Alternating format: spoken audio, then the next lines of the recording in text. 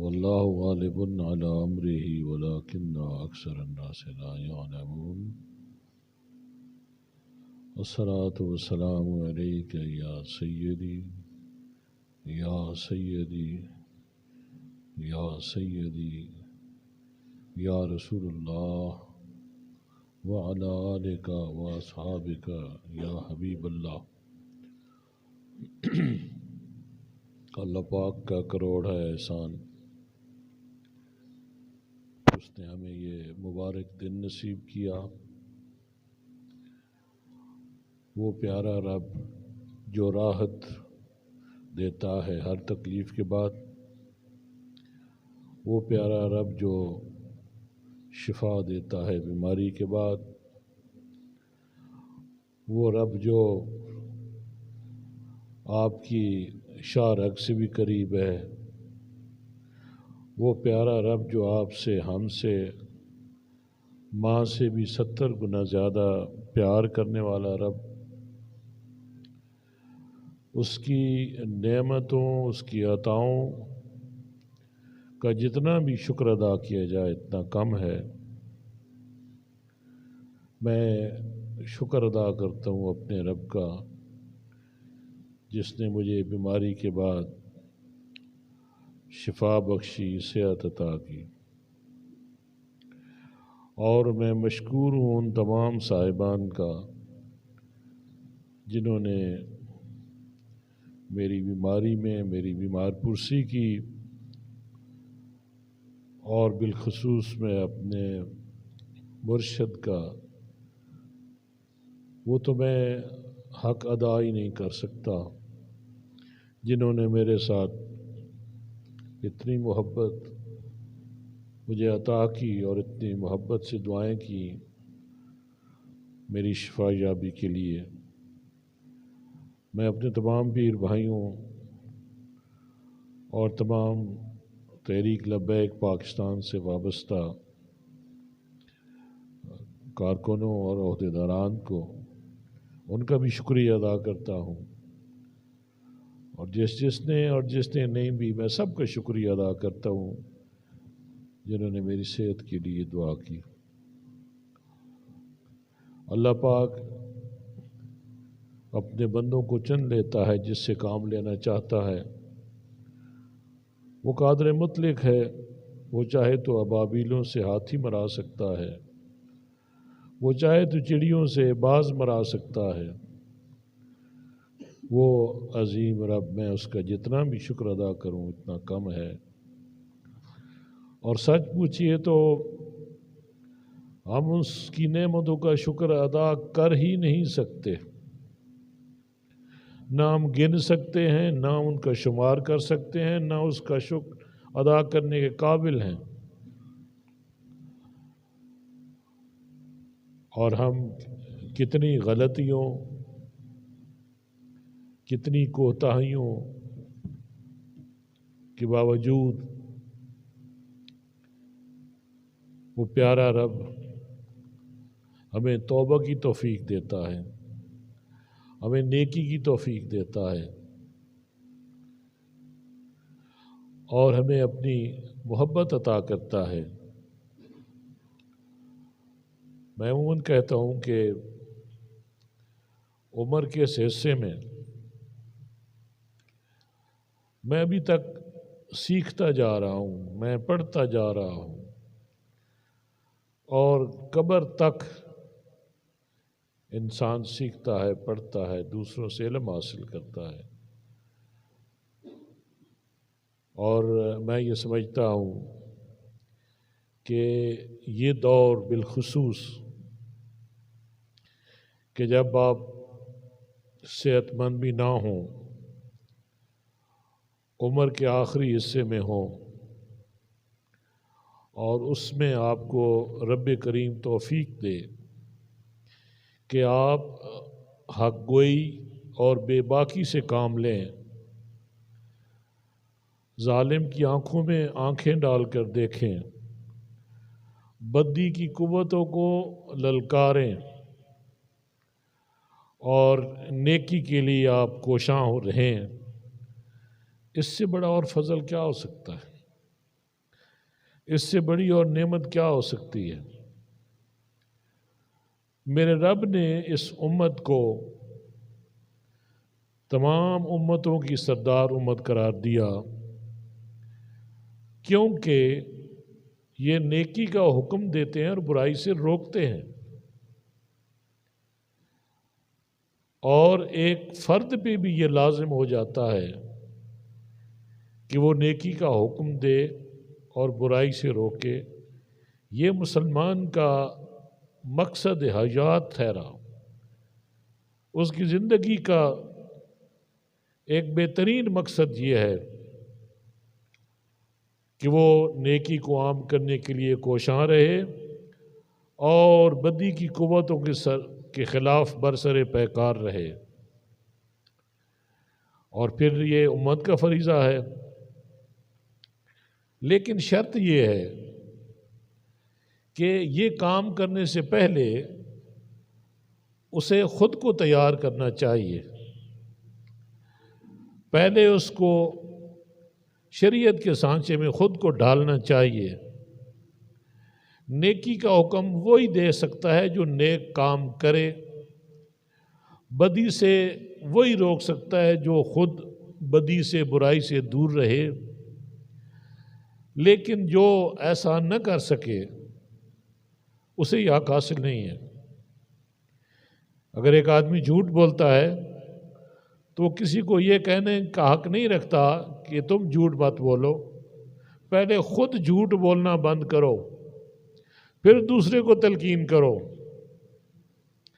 پہلے خود نیکی کا ایک پیکر بن کر سامنے آؤ اور پھر کسی کو نیکی کرنے کا حکم دو یا اس کو مشورہ دو۔ یہ تبھی ہو سکتا ہے۔ لیکن سادہ افسوس کہ یہ کام ہم نہیں کر پائے اور نہ کر رہے ہیں۔ اگر جو یہ فریضہ سمجھ کر کرتے بھی ہیں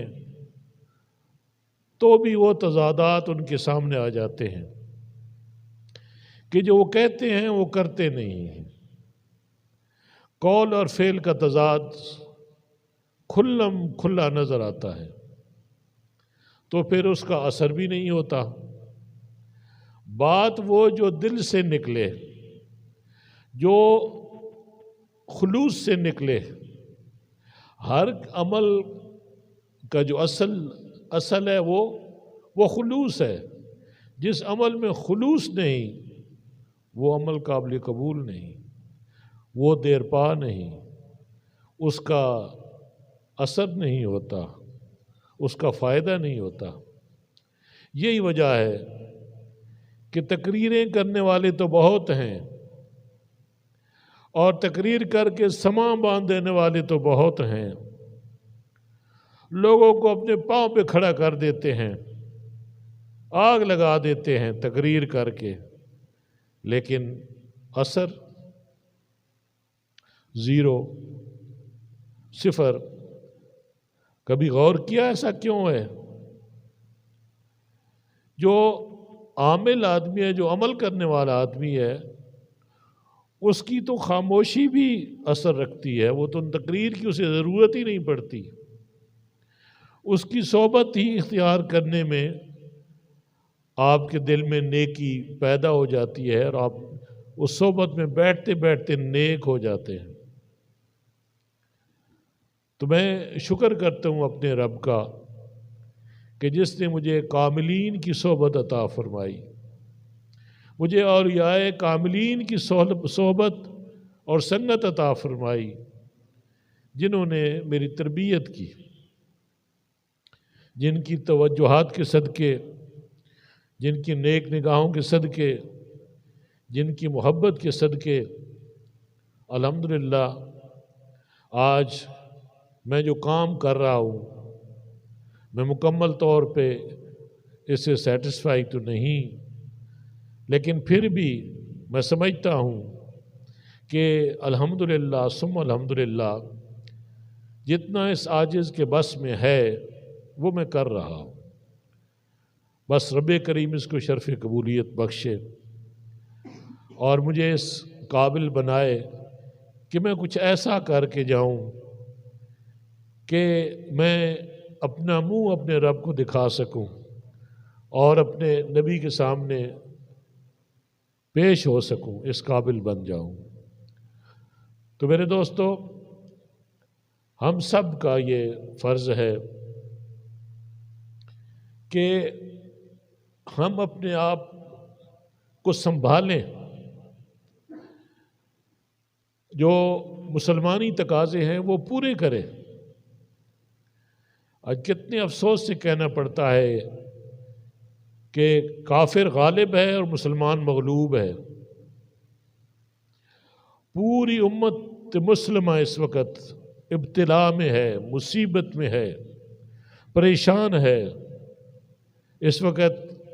غیر ہم پہ مسلط ہے پورے طریقے سے، اور ان کی سوچ اور ان کی پلاننگ ہے، ان کی منصوبہ بندی ہے، آج کی نہیں صدیوں سے یہ سفر جاری ہے۔ اور آج وہ جب میں دیکھتا ہوں، جب میں غور کرتا ہوں، مجھے یوں لگتا ہے کہ وہ اپنے مقصد میں کامیاب ہو چکے ہیں، کہ وہ اسلام کو اس روئے زمین سے مٹانا چاہتے ہیں۔ ان کی اور مسلمانوں کی دشمنی صرف ایک ہے کہ آپ اسلام کو چھوڑ دو، ان کا راستہ اختیار کرو، ان کا نظام اختیار کرو، ان کی سوچ و فکر اختیار کرو، ان جیسے بن جاؤ، تو وہ آپ کے دوست ہے، دشمنی ختم ہو جاتی ہے۔ یہ کام کرنے کے لیے انہوں نے مختلف ہیلوں اور بہانوں سے امت مسلمہ کو زیر نگیں کر لیا ہے، اپنے ماتحت کر لیا ہے۔ آج سوچنے کا مقام ہے ہمارے گھروں میں کیا ہو رہا ہے، ہمارے بچے کس سمت جا رہے ہیں، ہمارے بچے کیسے سوچتے ہیں اور کیا سوچتے ہیں، ہماری نوجوان نسل کس طرف جا رہی ہے، ہمارے گھر کی زینت، ہماری مائیں، ہماری بہنیں، ہماری بیویاں، ہماری بچیاں، یہ ان کا عمل کیا ہے، یہ کیا سوچتی ہیں اور کیا کرتی ہیں؟ ذرا غور کریں، ان کے رویوں پہ غور کریں، ان کے طور طریقوں پہ غور کریں، تو یہ بات روز روشن کی طرح عیاں ہو جاتی ہے، بڑی واضح ہو جاتی ہے کہ آج سوچ ہے تو مغرب زدہ ہے۔ آج طریقے اور رواج پا رہے ہیں تو مغربی طریقے اور رواج پا رہے ہیں،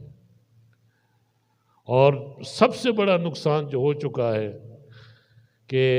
سوچ کی تبدیلی، وہ فکر جاتی رہی، وہ احساس زیاں نہیں رہا، بلکہ ہم یہ سمجھتے ہیں کہ اغیار کے طور طریقے، کفار کے طور طریقے، دشمنان دین و ملت کے طور طریقے، ان کو اعلیٰ افضل جان کے ہم نے ان کو اپنا لیا، اپنے طریقوں کو مٹا دیا، اپنے پیارے نبی کی سنتوں کو مٹا دیا، رب کے احکامات کی خلاف ورزی کرتے ہیں،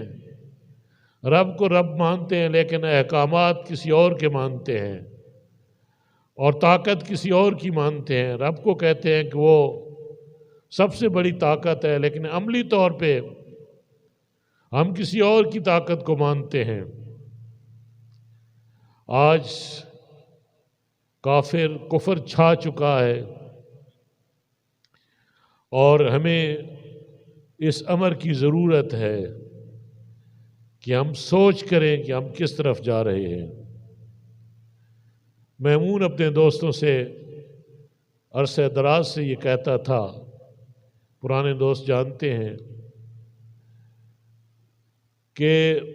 ملک پاکستان کا مستقبل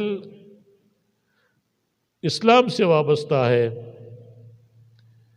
اس کا وجود بھی اگر قائم ہے تو اسلام کے واسطے اور اسلام کے لیے قائم ہے، اور یہ انشاءاللہ قائم و دائم رہے گا۔ لیکن ہم بحیثیت قوم اپنا حق ادا نہیں کر سکے، ہم ناکام ہو گئے ہیں، پاکستان کی تخلیق کا مقصد بھلا دیا ہے، نظریہ پاکستان سے انحراف کیا ہے، اور جو غیر چاہتے ہیں ہم وہی کر رہے ہیں، جو اللہ اور رسول چاہتے ہیں وہ نہیں کر رہے۔ یعنی یہ بات نوٹ کرنے کی ہے کہ جو مغربی قوتیں، یہود و نصارہ جو چاہتے ہیں، جیسے سوچتے ہیں، جیسا ہم سے کروانا چاہتے ہیں ویسا ہم کرتے ہیں، لیکن جو میرے رب کے احکامات ہیں، میرے پیارے نبی کے احکامات ہیں، آپ کے فرمودات ہیں، جو وہ چاہتے ہیں وہ نہیں کرتے۔ کلمہ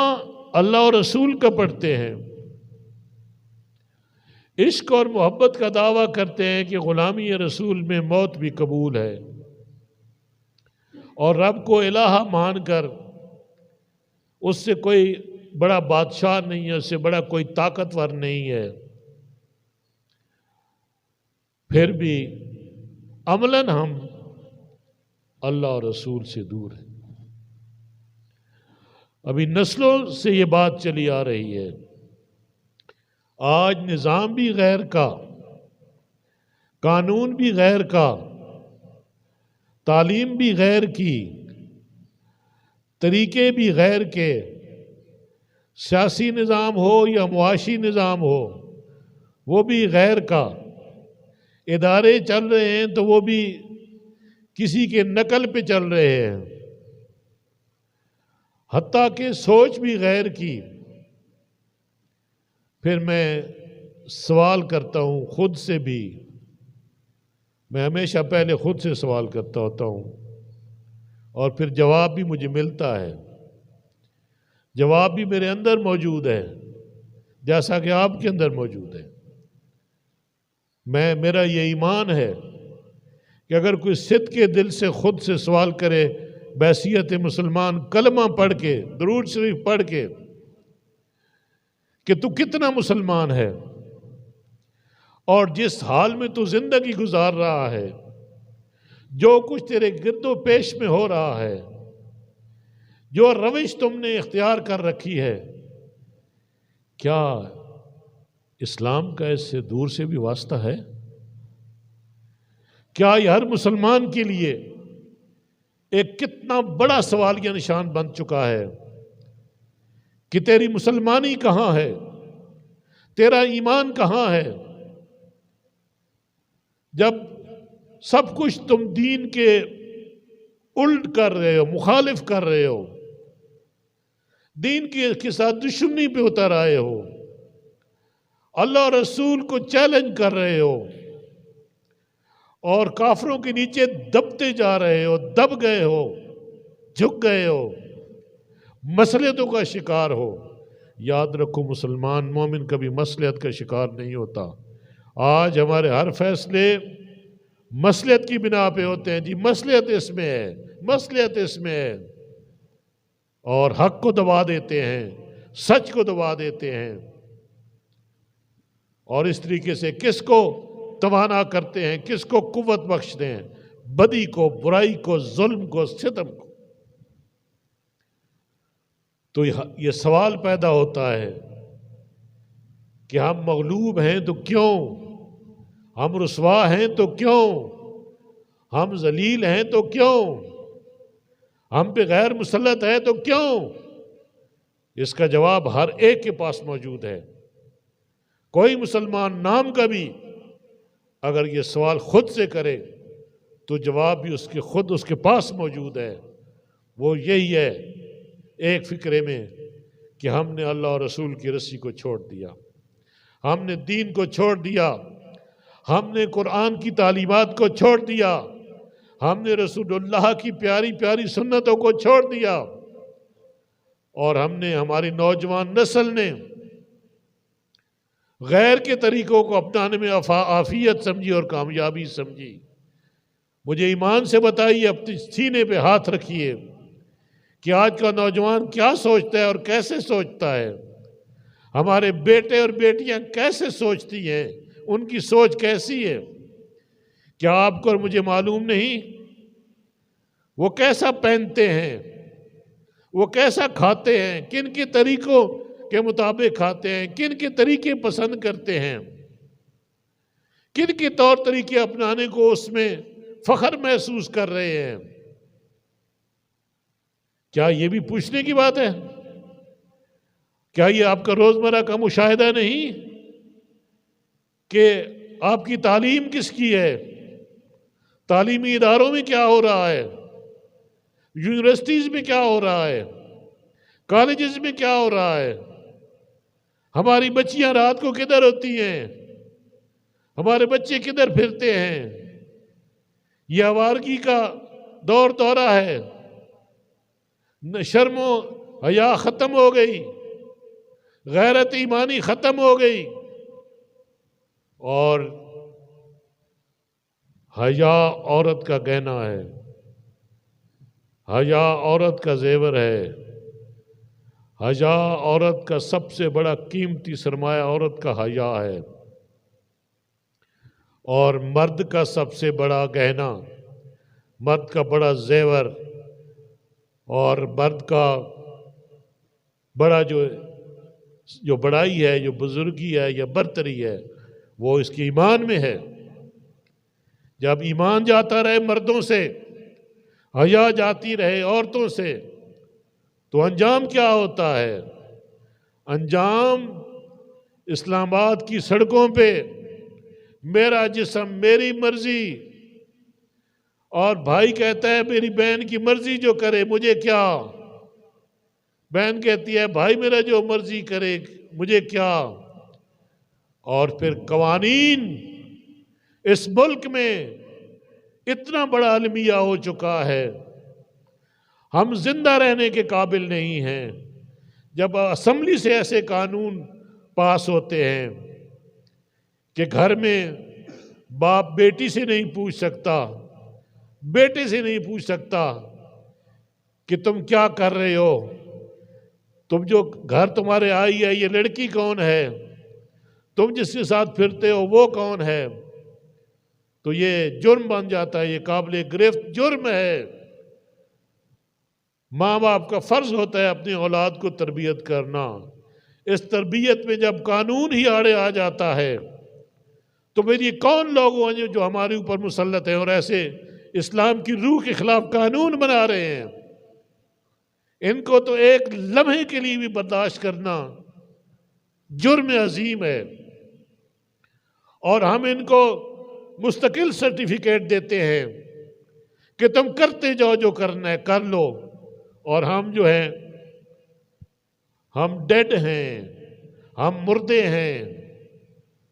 ہم میں غیرت کہاں گئی ہماری؟ سب کچھ ہمارے سامنے ہوتا ہے، اور جیسے یہ ساری قوم کو کوئی ایسا ٹیکہ لگا دیا گیا ہے کہ یہ ساری قوم کے اس کے دماغ سن ہو گئے ہیں، لگتا یوں ہے کہ اس کے سوچنے سمجھنے کی صلاحیتیں ختم ہو گئی ہیں، یہ دیکھ کر بدی کو اور برائی کو یہ اس کا حصہ بن جاتے ہیں۔ تو جو میں نے شروع میں بات کی، یہ قوم کیسے، یہ امت کیسے نیکی کو حکم دے سکتی ہے، کیسے برائی سے روک سکتی ہے، جب یہ خود برائی میں لت پت ہے، جب خود یہ نیکیوں سے دور ہو گئی ہے، جب خود جس نے برائی کو اپنا رکھا ہے۔ اور میرا خیال میں اس دور کی سب سے بڑا جو ظلم ہے کہ ہم عالم کفر کے سامنے لیٹ گئے ہیں، ہم نے جہاد ترک کر دیا ہے، وہ جو حق گوئی و بے باکی مسلمان کا خاصہ ہے وہ ختم ہو گیا ہے۔ شنید ہے کہ اس دفعہ پھر عورت مارچ ہوگا، شنید ہے کہ اس ملک کی سڑکوں پہ پھر ہماری بیٹیاں نکلیں گی، شنید ہے کہ پھر اس قوم کی غیرت کا جنازہ اٹھے گا، اور قوم بے حس ہو کر پھر دیکھے گی یہ تماشا یہ کتنا بڑا حادثہ ہو گیا ہے امت مسلمہ کے ساتھ۔ ہمارے دین کی کتنی خوبصورت تعلیم، کتنی عزت عورت کو دیتا ہے ہمارا دین، کتنی محبت دیتا ہے اپنی ماں کو، اپنے باپ کو کتنی عقیدت اور ادب دیتا ہے، اپنی بیوی کو کتنا پیارا ہی آئین دیتا ہے کہ عورت کو اپنے مرد کا کتنا خیال رکھنا چاہیے، مرد کو اپنی بیوی کا کتنا خیال رکھنا چاہیے، بہن بھائی کا کتنا پاکیزہ رشتہ ہے۔ یہ سارے رشتے آج ٹوٹ چکے ہیں، برملا رشتوں کی توہین ہو رہی ہے۔ میڈیا پہ ایسی فلمیں دکھائی جا رہی ہیں، ایسے ڈرامے دکھائے جا رہے ہیں کہ جہاں پہ یہ مقدس رشتے جو ہیں ٹوٹ کے ریزہ ریزہ ہو چکے ہیں۔ قوم بے حصہ ہے، قوم نہیں بولتی۔ یارو یہ کیسے معاملات ہیں، کیسے معاملات ہیں؟ الحمدللہ جیسے میں نے عرض کیا کہ میں تربیت یافتہ ہوں اولیاء کاملین کا۔ یہ سوچ، یہ فکر، یہ میری نہیں، یہ مجھے مرشد سے عطا ہوئی ہے۔ یہ اللہ اور رسول والی سوچ مجھے اس نسبت سے عطا ہوئی ہے جو میرے اللہ پاک نے مجھے عطا کی ہے۔ اور میرا یہ ایمان ہے کہ جب تک ہم کسی کامل استاد کے پاس نہیں جاتے، کسی کامل شیخ کے پاس نہیں جاتے، جب نیک لوگوں کی صحبت اختیار نہیں کرتے تو ہم بڑے گھاٹے میں رہیں گے، بڑے گھاٹے میں رہیں گے۔ تو میرے دوستو، ہمیں چاہیے کہ ہم اپنے گرد و پیش کا جائزہ لیں۔ سب سے پہلے اپنے گھر سے معاملہ شروع کریں، گھر سے پہلے اپنی ذات سے شروع کریں اور اپنے ذات کا جائزہ لیں، خود سے سوال کریں کہ میرا ایمان کدھر ہے، میرا رب پہ یقین کدھر ہے، میرے مسلمانی تقاضے کدھر ہیں، میں کتنا غلام ہوں رسول اللہ صلی اللہ علیہ وآلہ وسلم کا، میں کتنا اطاعت گزار بندہ ہوں اپنے رب کا، جس رب نے مجھے گندے ذرے سے پیدا کیا۔ اگر وہ کپڑے کے ساتھ ذرہ لگ جائے تو کپڑا پلیت، جسم کے ساتھ لگ جائے تو جسم پلیت۔ اور پھر رب نے مجھے کیا سے کیا بنا دیا، کن مراحل سے گزارا، پھر زندگی کے کتنے رنگ عطا کیے، پھر کتنی نعمتوں سے نواز دیا، کتنی نعمتوں سے نواز دیا جن کا ہم شکر بھی ادا نہیں کر سکتے۔ میرا خیال میں سب سے بڑی نعمت جو ہے کہ وہ یہ تھی کہ ہم مسلمان گھرانے میں پیدا ہوئے اور اپنے نبی کے امتی، اس نبی کے امتی جو دنیا میں آئے تو امتی کرتے آئے، دنیا سے گئے تو امتی کرتے دنیا سے گئے اور اپنی امت کی بخشش کی دعائیں کرتے گئے۔ آج ہم نے اس پیارے نبی کو چھوڑ دیا، آپ کی سنتوں کو چھوڑ دیا، آپ کے طریقوں کو چھوڑ دیا۔ آج ہمارا UN ہماری سب کچھ ہے، امریکہ، یورپ، یہود و نصارہ، آج وہ ہمارے حکمران ہیں۔ آج ہم انہی کا نظام چلا رہے ہیں، انہی کے طریقوں کو فروغ دے رہے ہیں، انہی کی دی ہوئی معیشت کو چلا رہے ہیں۔ نظام معیشت بھی وہی ہے، نظام سیاست بھی ان کا ہے، طور طریقے بھی انہی کے ہیں، تعلیم بھی انہی کی ہے، اور آج کردار بھی انہی جیسا ہو گیا ہمارا۔ اے مسلمان تو ہوش کر، تو کہاں تھا، کہاں پہنچ گیا ہے، کس دلدل میں پھنس گیا ہے، کس مصیبت میں گرفتار ہو چکا ہے، اور کیوں نہیں تو اپنا محاسبہ کرتا، کیوں نہیں تو سوچ کرتا، کیوں نہیں تو تدبر کرتا، کیوں نہیں تو اپنی ماضی کو دیکھتا، کیوں نہیں تو اپنے ہیروز کی طرف دیکھتا، کیوں نہیں تو اپنے آقا اور مولا کی طرف دیکھتا، کیوں تو غیروں کی طرف دیکھتا ہے؟ کیوں تو بتوں کی پوجا کرتا ہے؟ تو کیوں اپنے رب کی عبادت کیوں نہیں کرتا؟ تو بتوں کو کیوں پوج رہا ہے؟ تو غیروں کی عبادت کیوں کر رہا ہے؟ آج اغیار دشمنان دین و ملت پورے قوت کے ساتھ، پوری طاقت کے ساتھ مسلمان امت پہ حملہ آور ہو کر اس کو نیست و نابود کرنے میں کامیاب ہو چکے ہیں۔ اور اب لیٹ گیا، سارے مسلمان لیٹتے ہوئے نظر آتے ہیں، کفر کے سامنے جھک گئے، کفر کے سامنے ذلیل اور رسوا ہو گئے، رب سے دور ہو گئے، رب کے حبیب سے دور ہو گئے۔ اللہ پاک کا لاکھ لاکھ شکر ہے کہ پاکستان میں اس دور میں تحریک لبیک پاکستان کا ایسا پلیٹ فارم ہمیں میسر ہے جہاں سے ہم حق کی بات کر رہے ہیں، جہاں سے ہم ظالم کی آنکھ میں آنکھ دے کر بات کر رہے ہیں، جہاں پہ ہم دین کی سربلندی اور برتری کے لیے کوشاں ہیں،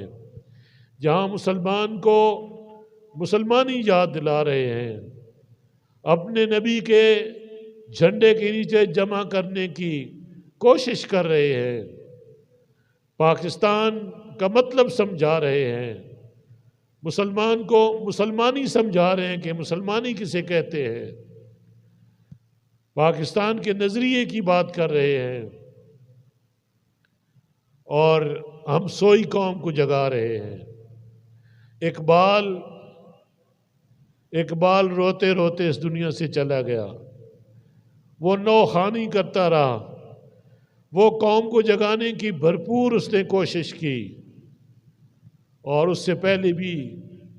وقتاً فوقتاً ایسے لوگ آتے رہے، ہستیاں آتی رہی جو دین کی سربلندی کے لیے کام کرتی رہی۔ الحمدللہ ثم الحمدللہ اس دور میں یہ جذبہ، یہ دین بیداری کا جذبہ، یہ مسلمانی کے تقاضے پورے کرنے کا جذبہ امیر المجاہدین حضرت علامہ خادم حسین رضوی رحمۃ اللہ علیہ، اس دور میں وہ جذبہ آپ نے اس سوئی ہوئی قوم کو، اس بے حس قوم کو دیا، عملی طور پہ دیا، معذوری کے عالم میں، بے کسی کے عالم میں، غربت کے عالم میں آپ نے ہمت نہیں ہاری، آپ نے جرت نہیں ہاری، آپ پورے یقین کے ساتھ آپ ایک سورج کی طرح چمکتے رہے جب تک زندہ رہے، اور قوم کو درس دیتے رہے، اور قوم کی رگ و پے میں عشق رسول داخل کرنے کی کوشش کرتے رہے، اور ایسے میں ہی دنیا سے اٹھ گئے، چلے گئے۔ اب یہ سوچ اور فکر آپ کی پیچھے باقی ہے، جو ہم جیسے لوگ جو اتنے طاقت بھی نہیں رکھتے، لیکن اس کے باوجود ہم میدان عمل میں ہیں، اور پوری جرت کے ساتھ، پورے یقین کے ساتھ ہم نے، پوری قوم جانتی ہے، ہمارا ماضی قوم جانتی ہے، اب ہمارا کردار قوم جانتی ہے کہ لبیک والوں کی پہچان اب ہر ایک کے پاس موجود ہے۔ اب کوئی ایسا نہیں کہہ سکتا کہ میں لبیک والوں کو جانتا نہیں ہوں۔ یہ آپ نے اس قوم کو جگایا، لیکن ضرورت اس امر کی ہے، ضرورت اس امر کی ہے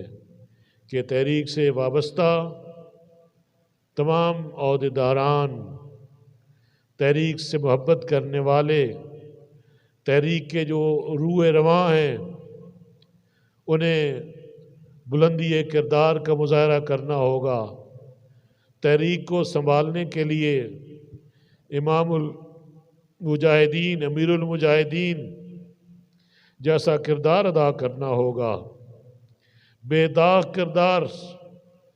مصلحت سے دور، حق گوئی و بے باکی کے ساتھ یہ فریضہ انجام دینا ہوگا اور اپنی صفوں سے تحریک کو ایسے لوگوں سے پاک کرنا ہوگا جو کسی مسلط کے تحت تحریک میں آئے یا وہ اپنا کردار ادا کرنے میں ناکام رہے۔ مخلص لوگ سامنے آنے چاہیے اور قوم کی رہنمائی کرنی چاہیے، کیونکہ قوم کو ضرورت ہے، اس وقت مخلصین کی ضرورت ہے، ایسے لوگوں کی ضرورت ہے جو بکنے والے نہ ہوں، جو ڈرپوک نہ ہوں، جو صحیح معنوں میں عشق رسول سے سرشار ہوں اور اس کی گواہی عوام الناس دے، اس کی گواہی عوام الناس دے۔ عوامی رائے غلط نہیں ہو سکتی، عوامی رائے درست ہوتی ہے۔ عوام نے اس وقت تحریک کے حق میں رائے دے دی ہے، جو قوت ملی ہے تحریک کو وہ عوام کی رائے سے ملی ہے، اور آئندہ انشاءاللہ تحریک لبیک پاکستان جب پاور میں آئے گی تو لوگوں کی اس مضبوط رائے کے ساتھ، لوگوں کے ووٹوں کے ساتھ سامنے آئے گی،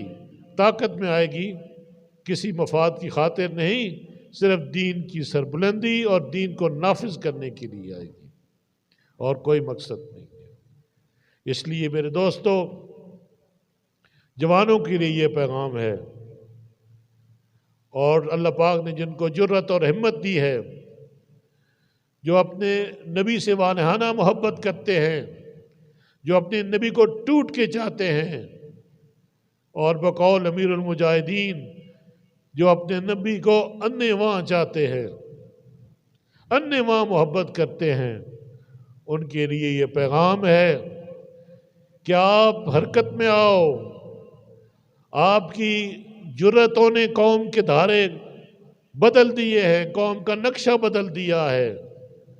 پاکستان کی سوچ اور فکر کو کوئی بدل سکتا ہے تو یہ نوجوان ہیں، یہ عاشقان رسول ہیں،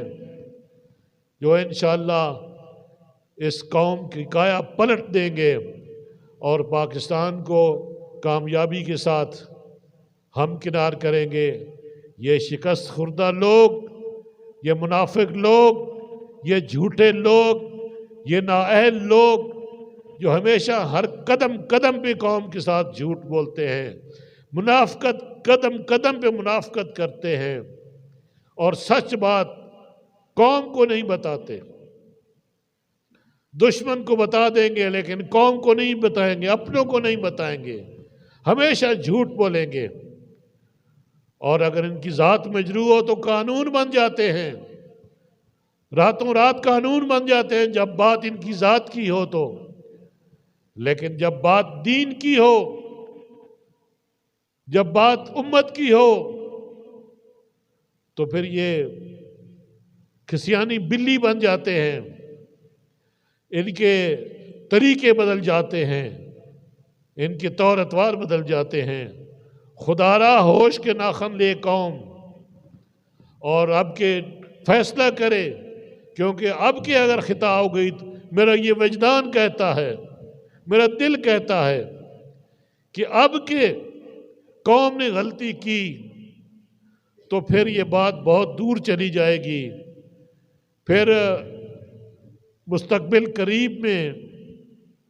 سوائے اندھیروں کے اور سوائے ناکامیوں کے اور مجھے کچھ چیز نظر نہیں آ رہی۔ ڈو اور ڈائی،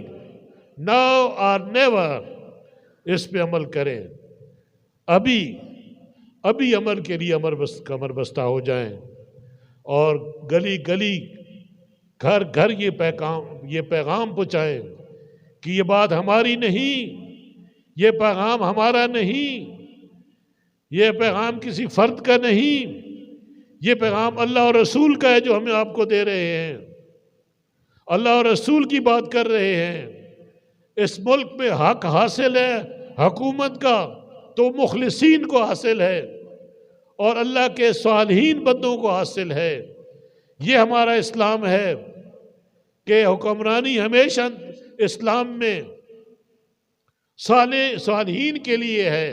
متقین کے لیے ہے، پرہیزگاروں کے لیے ہے، اللہ اور رسول سے ڈرنے والوں کے لیے ہے، بدماشوں کے لیے نہیں ہے،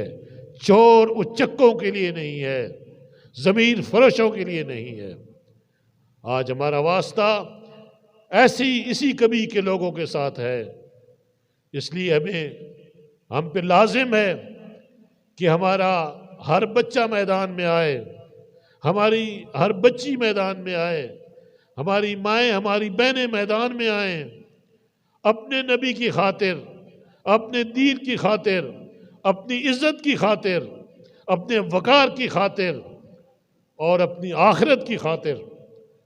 سامنے آئیں، تاکہ قوم کا نقشہ بدل جائے۔ لوگ جو سمجھتے ہیں کہ یہ لبیک والے یہ پاور میں نہیں آ سکتے ہیں، ان کو پاور میں تم نے نہیں لانا، میرے رب نے پاور میں لانا ہے، میرے رسول نے پاور میں لانا ہے۔ اور یاد رکھو میرے دوستو، ہمارا کسی سے کوئی جھگڑا نہیں، ہماری کسی سے دشمنی نہیں، ہماری دشمنی اور ہماری دوستی اللہ اور رسول کے لیے۔ یہ ہال مارک ہے، یہ انڈر لائن فیکٹر ہے، یہ اس کو نوٹ کر لیں کہ ہماری اگر کسی کے ساتھ محبت ہے، پیار ہے، تو وہ اللہ اور رسول کے لیے ہے، اگر کسی کے ساتھ دشمنی ہے تو وہ بھی اللہ اور رسول کے لیے۔ ہم کسی تفریق میں نہیں پڑنا چاہتے، ہم کوئی تفرقہ نہیں ڈالنا چاہتے، لیکن تمام مسالک کے احباب ان سے ہماری التماس ہے کہ شریعت سب کی ایک ہے، قرآن ہمارا ایک ہے، نبی ہمارا ایک ہے، دین ہمارا ایک ہے، پاکستان ہمارا ایک ہے، نظریہ پاکستان سب کا ہے، اور لبیک یا رسول اللہ بھی سب کے لیے ہے۔ اس لیے سارے لبیک کا نعرہ لگاتے ہوئے لبیک والوں کے ساتھ مل جائیں، بلکہ گھروں سے نکلیں اور ہمارے پیغام کو عام کریں۔ یہ ہمارا پیغام نہیں، میں معافی چاہتا ہوں، یہ ہمارا پیغام نہیں، میں دہراتا ہوں، یہ پیغام اللہ اور رسول کا ہے۔ لیکن اس پیغام کو پہنچانے کا فریضہ وہ لبیک کے ذمہ ہے، لبیک نے اٹھا لیا ہے۔ اس لیے میری یہ ہمدردانہ اپیل ہے ان احباب سے بھی جو یا رسول اللہ کہتے ہیں، اور ان سے بھی کہ جو سمجھتے ہیں کہ تحریک حق پہ ہے اور ختم نبوت کے پہ پیرا دینے کا حق ہم نے ادا کیا ہے، امیر المجاہدین کی امامت میں، ان کی سرکردگی میں، ان کے ساتھ مل کر ہم نے حرمت رسول پہ اگر پیرا دیا ہے تو تحریک لبیک نے دیا ہے۔ لوگ کانفرنسیں جتنی مرضی کریں، تقریریں جتنی مرضی کریں، ان سے تبدیلی نہیں آتی، کانفرنسوں سے نہیں آتی، محض کھوکھلے نعروں سے نہیں آتی، تبدیلی آتی ہے عمل سے، اور عمل بھی وہ جو دکھے، جو نظر آئے، اور جس کو قوم مانے کہ واقعی قوم اس پہ تصدیق کی مہر لگائے کہ واقعی وہ عمل تحریک لبیک پاکستان نے کر کے دکھایا ہے۔ اس لیے ہم یہ التماس کرنے میں یہ خواہش رکھتے ہیں اپنے عوام الناس سے کہ ہمارے پچھلی 4 سالہ تاریخ، 5 سالہ تاریخ کو سامنے رکھیں، اور ہماری قربانیاں جو ہم نے پیش کی، ہمارے بچوں نے، ہمارے نوجوانوں نے جو شہادتیں پیش کی، ان شہادتوں کے بدلے جو خون بہا،